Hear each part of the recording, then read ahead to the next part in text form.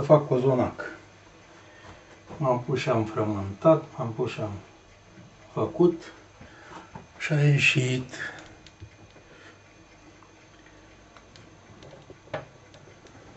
A ieșit aici. Așa. A crescut. Acum trebuie să-l iau, să încep să-l fac, să-l pui în forme. Să crească iar și pe urmă să-l bag la copt. Să vedem ce iese. Uite așa. Ia să vedem dacă e bine. Nu e bine.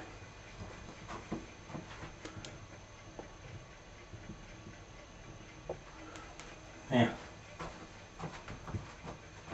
Da, nu iese cap.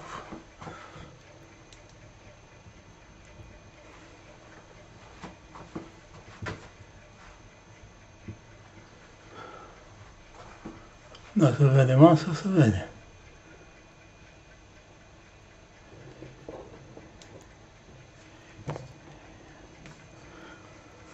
Așa, acum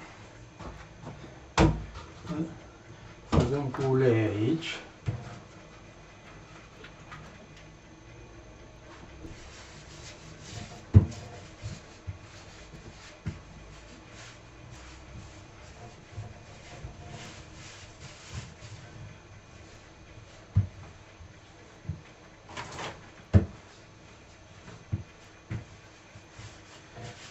Așa.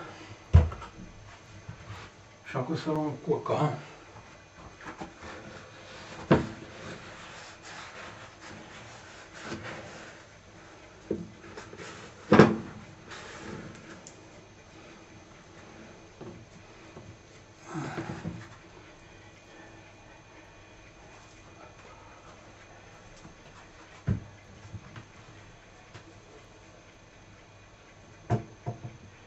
Cam.